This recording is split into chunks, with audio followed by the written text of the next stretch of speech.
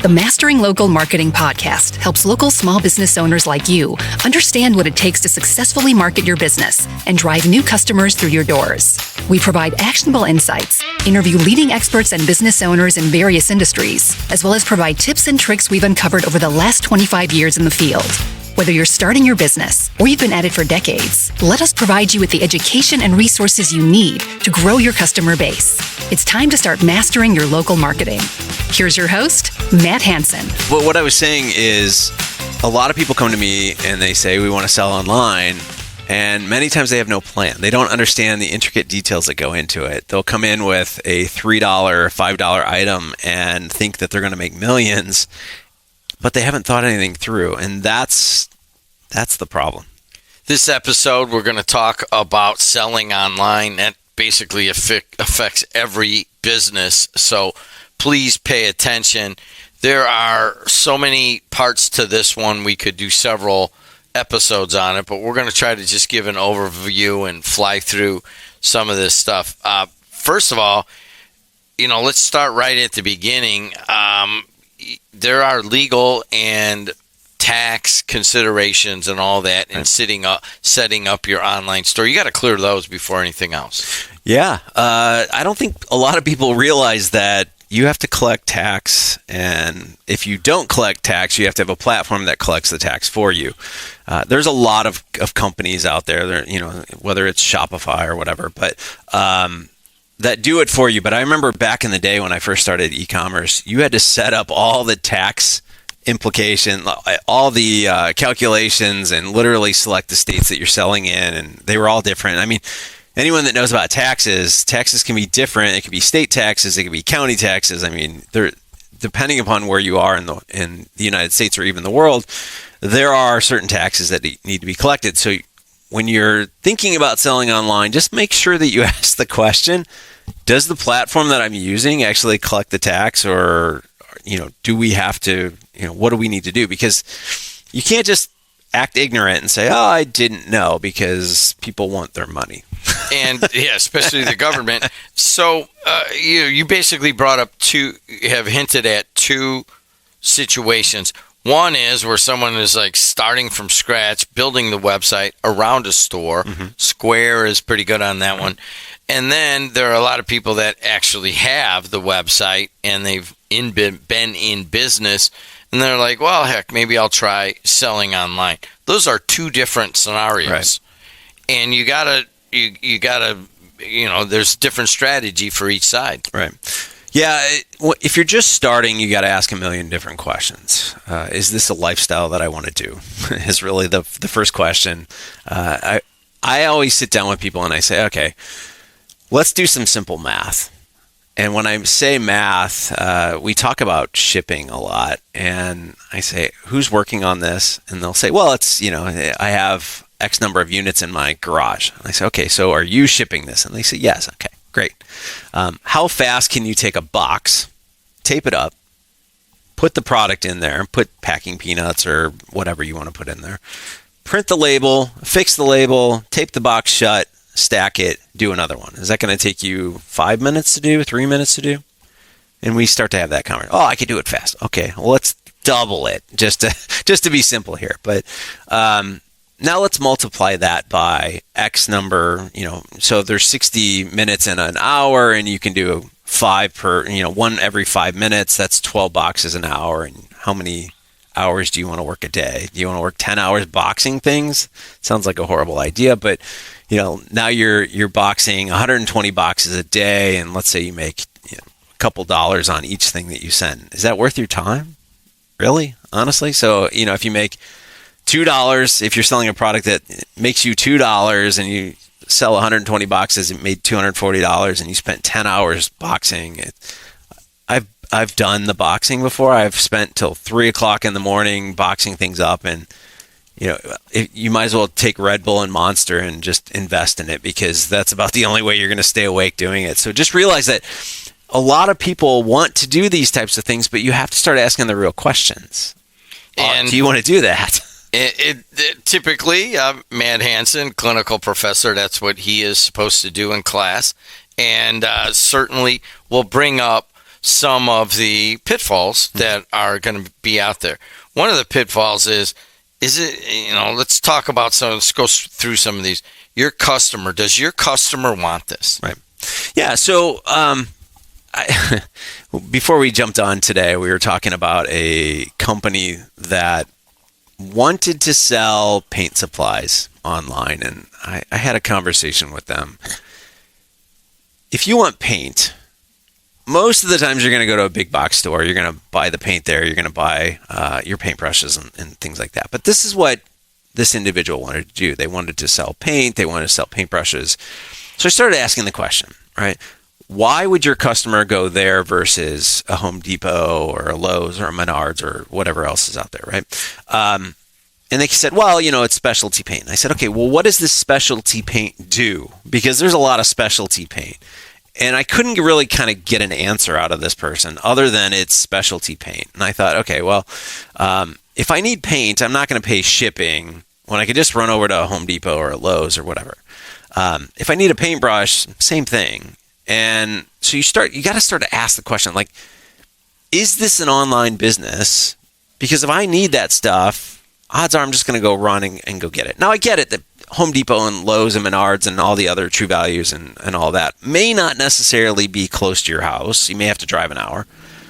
Is it worth the extra? Is it worth $10 in shipping or $7 in shipping? So those are the questions you have to ask when you're looking from a customer standpoint. Are they willing to shop for this type of product online? And so now all right, it seems like I've done some customer discovery and you're ready to go. I mean, I mentioned Square. We've used several online platforms to kind of get to that one, and that was only because they bought our other one. Right. And but you got to different platforms work better with different size businesses and different types of businesses. Right. Yeah, and there's a variety of questions when you look at the platform, the ease of use. I mean, are you well versed in coding? To be honest, I mean, most people aren't. It amazes me how many people will come to me and say, "Hey, can you fix this on the coding side?" And I'm not a coder, but through the years, I've kind of figured these things out. You can just run it through AI; they'll fix it for you now. Exactly, that's the beautiful part. But each one of the platforms has different features. Maybe they take a certain percentage of what you sell. Maybe there are bells and whistles that one has over another, right? So back in the day when I first started selling in the e-commerce space, I was we had Yahoo Shopping, and it was a very archaic system, and you had to basically put all kinds of stuff on the back end, and most people didn't understand what was going on. So if I walked out and got hit by a bus tomorrow, everyone that was working with us probably wouldn't have any idea how to run it. And but today it's a lot easier, right? So today you can set up an e-commerce shop, relatively simple.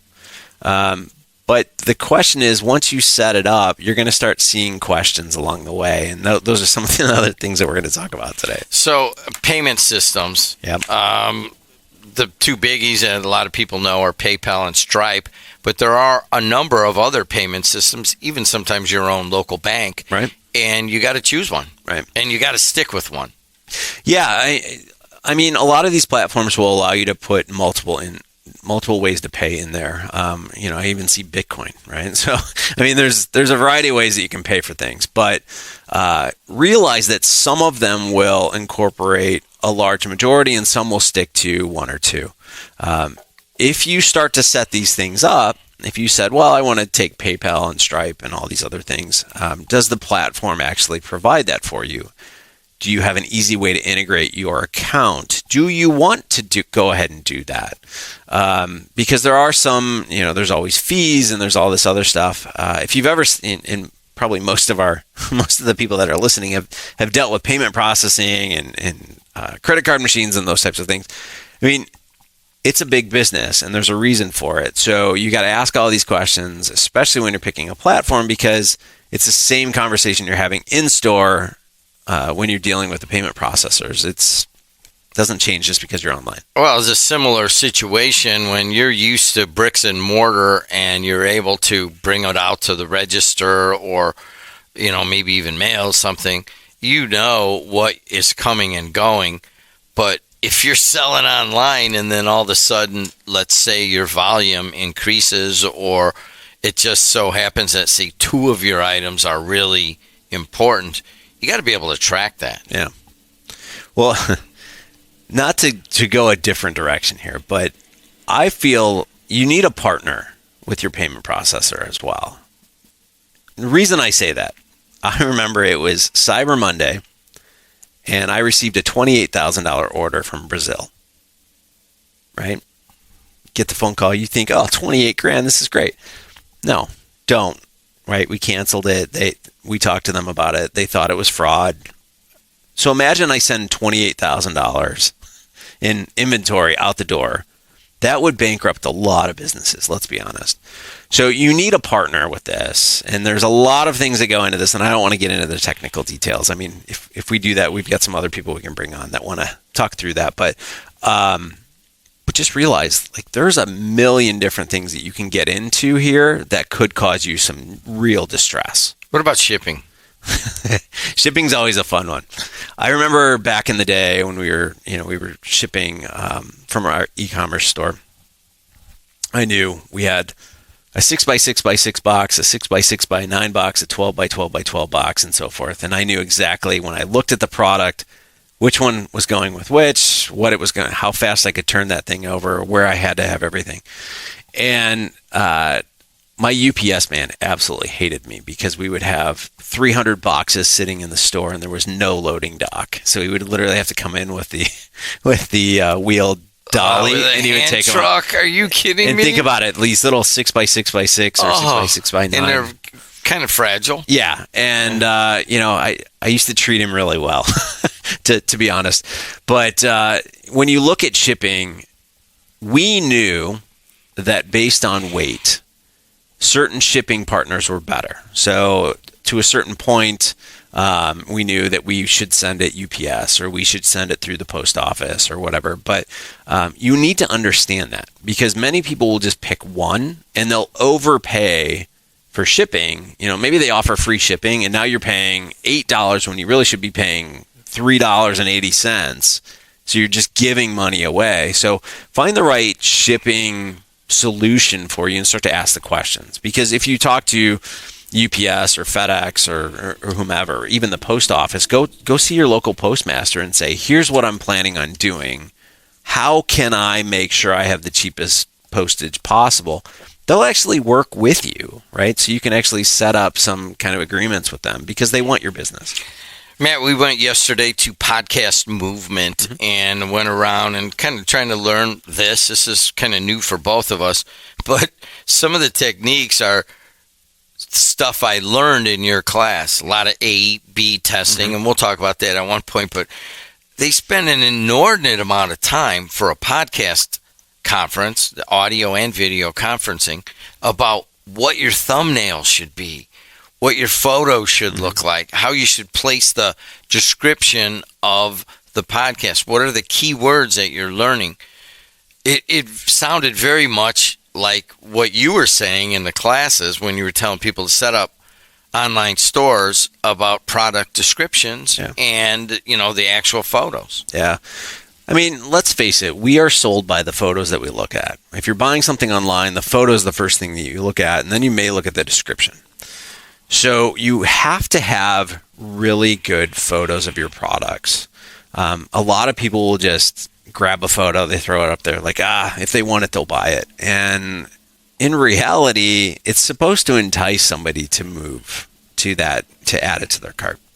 So, I mean, I don't know how many times you've done it, but you'll do a search for something, you'll go to a website, you'll look at the image and you're just like, this looks a little shady. I don't really trust this. I'm going to go somewhere else. I'm looking at golf clubs right now. Right. And I know specifically what I want. And there's one that I want, but I'm like, the pictures are horrible. Right. Yeah. Yeah. So, invest in, if you can't shoot your own photos of your products, and that is a process in itself, because lighting. Oh goodness. We had, just our own, we had 210 different SKUs that we were selling online. So imagine all of that. The only way that I got away with doing that was the manufacturer gave me all of the images. So we used that. But I've had other clients that custom build things, and then they say, oh, well, I'll just snap a photo, and you get it, you just cringe because the lighting is all off. It doesn't look appetizing whatsoever. And, I know we were talking about food photography a while back. I mean, that's the hardest thing to do. So, the photos that you see online have to represent what you're selling. Otherwise, it comes across as just really a bad experience for the buyer. You had 210 products. I'm guessing that you had to not sell some that either had low profit margins or were going to be hard to ship or something. Right. But really, it comes down to trying to put your best money-making foot forward. Right. Yeah, highlight the ones that are your best, right? We talk about the 80-20 principle all the time. We had product that we would sell 300-400 items in 2 months. And then you had one that you'd maybe sell like 3 over the 3 months. And you don't promote those because they're just not, they're there if somebody wants them. And most honestly, do you even want to carry them because they're just not moving? You talk about shelf space and, but if you're selling online and you're doing any kind of volume, if you're not shipping it to Amazon to ship out and you're doing it yourself, you got to realize that you've just doubled your retail space because you need the inventory. So you've got to put shelves up and have the ability. So shelving is secretly very expensive, by the way. I built my own, to be honest with you. Yeah. I literally built my own. So we had roughly around 2,500 square feet of inventory space in a basement. And we built our own. And I literally learned the logistics of putting the products that sell the most were next to the packing table. And then they went out from there. So, the ones that you sold 3 of over the year, those were way in the back and they were there if you needed them. But, stuff that you're selling 400 of constant, right? That was right there. I just grabbed. So, So you get all this set up and then you start to get some regular customers. Mm-hmm. And in your bricks and mortar, it's 80-20. You're making most of your money on your 20%. Right. And those people trust you. Yeah. They come in the store. They know who you are. You may not be there, but at least they understand the trust aspect of it. How do you cultivate that online? Yeah, I mean, we've had reviews for years at this point. Many people look at reviews as a starting point. There's a lot of padded reviews out there. I hope none of our listeners are doing that, but it happens. But providing, I think the photos of people that are reviewing are a little bit more trusting than anything, right? So whether you have a good and a bad, but you see this a lot where you'll have 500 reviews and they're all positive. And, if you're like me, you're going, no, that's not the case, right? No way. It's the same thing with, we talk about Google Business Profile. If there's not a single bad review on there, so you're perfect. I mean, let's be honest. We're human beings. We mess up from time to time. Reviews are interesting. Making sure that you're getting press out there and people are talking about you. Make sure that kind of stuff is on the website. But you mentioned the 80-20. The people that buy from you, many times are just going to come back over and over and over again. So just make sure that they're happy. Make sure that they're getting a good experience. And, one of the things that I always like to do was your best customers order from you, throw a little extra in that box, right? Give them one extra thing that they didn't know was coming. They love that. Like they will comment on that all day long. Well, that's almost the final thing I was going to hit is you got to market this. That's a marketing technique. Eventually you want to get, you use this all the time in your classes, is return on ad spend. Right. And ultimately you got to do that. Just like everybody else, you got to market that online portion. I had a client years ago that wanted to build an e-commerce website, and we had the conversation with her, and she said, everybody knows me and we're going to build this. And I said, that's great, but how are you going to market this? And she said, don't worry about it. I've got that. We're going to build the website. So we built this gorgeous website and I knew it was going to happen. Kept having the conversation. How are you going to market? Don't worry about it. Okay. Built this gorgeous website. I mean, it would rank up there with any of these, big, huge websites. She ran for about 3 months. And I kept asking. She kept saying that she was going to be fine. About 5 months later, she declared bankruptcy. And I said, what are you doing? I've been telling you, you are literally a website that is in the middle of the desert that nobody knows is out there. Great website, great product, great personality. Nobody knew about him. Well, in general, that's a lot of people get to that point where they've already spent all their money building their business. Yeah. I mean, it's not peculiar. It's not limited to online businesses. Right. Just on an aside, what percentage for your small to medium-sized business in a local area, what percentages do you usually put out there that you should use for marketing? The way I look at it is a lot of people will say a percentage of sales, right? So I'm going to put 5, 10, 15% of what my sales are back into marketing.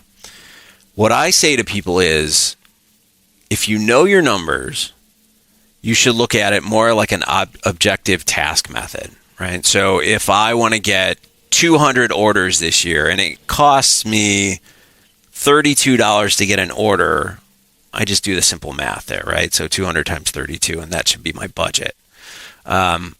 Many people don't know those numbers, and I know we talk a lot about understanding your numbers, but CAC is what you're talking about, right? So, I mean, customer acquisition. If you know your numbers, if you know that it's going to cost you $32 to get an order, and you're selling something that is, let's say, $100, and you say, okay, well, this year I want to sell X, you just multiply that number and you say, that's my budget. Simple objective task method. But, and that's going to fluctuate. I get that, but it gives you a rough idea where you need to be. Many people just kind of wing it. They just say, well, I'm going to put $3,000 into marketing this year. And the problem is the people that do that, they don't track anything. They don't know what's happening. They're like, well, I put $3,000 in, nothing happened. Well, it starts with the fact that you didn't really put the effort into it. So if you don't understand what you're doing, don't put the money into it, because you might as well just take the $3,000, torch it, and light it on fire. But sum it up on selling online, setting up a store. Get to know all the details that go into it, right? So it's not just I'm going to build a store today and this afternoon, and I'm going to upload 5 products. It is all about inventory management. I mean, there has been times where I've had orders sitting because I can't get the inventory. It's not good when you're calling up customers. Understand the tax situation. Understand how you're going to ship. Are you the one that's going to be doing the shipping, or is it going to be somebody else? A lot of people are jumping into Amazon. A lot of people are jumping out of Amazon for basic reasons. And I don't want to get into that today. But find what works for you and go that direction. Do what's comfortable and realize that you are now doubling the work of what you're doing, because now you've opened it up to the world. So you're going to get all kinds of things. You're going to get people that will order from you, and they'll cancel the orders, or there'll be fraud, or there's all kinds of things that you're going to uncover. But just don't go into it with these big eyes that say, oh, this is going to be great, we're going to sell millions. It is another job. So just start to think about all the intricate details before you jump in. I will tell you that I do have many clients that are doing really well with it, but they understand it. Yeah, it's like anything else, there's a learning curve. Mastering local marketing. This is episode 24. Want to sell online? Know this first, and go into the transcripts, and we'll put a little list of these 10. So until next time, Thanks a lot, man. Thank you. Until next time, see you later. The Mastering Local Marketing podcast helps local small business owners like you understand what it takes to successfully market your business and drive new customers through your doors. We provide actionable insights, interview leading experts and business owners in various industries, as well as provide tips and tricks we've uncovered over the last 25 years in the field. Whether you're starting your business or you've been at it for decades, let us provide you with the education and resources you need to grow your customer base. It's time to start mastering your local marketing.